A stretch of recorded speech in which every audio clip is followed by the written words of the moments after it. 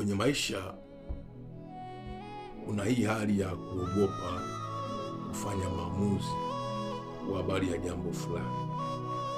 Sasa watu wengi sana huwa wamekuwa ni waoga sana kufanya maamuzi, na moja ya hofu ya kuto kufanya maamuzi kwenye maisha ni kwa sababu ya kuhofia kuto kufanikiwa katika kile ambacho mtu anachohitaji kufanya maamuzi.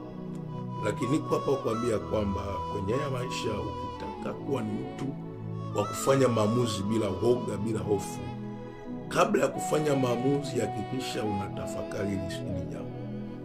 Tafakari kwamba katika kufanya maamuzi huwa kuna matokeo ya aina mbili.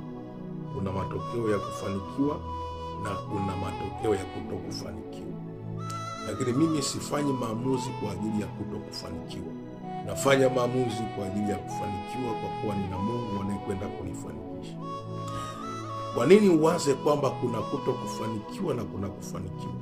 Unapowaza kwamba kuna kutokufanikiwa, huku ni kuufanya moyo kutoka kwenye ile presha ya kuhofia kutokufanikiwa.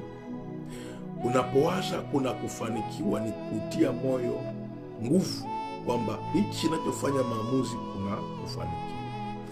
Wewe usifanye maamuzi bila kuwaza ya mambo. Hakikisha unawaza kwenye maamuzi unayofanya kuna kufanikiwa na kufanikiwa.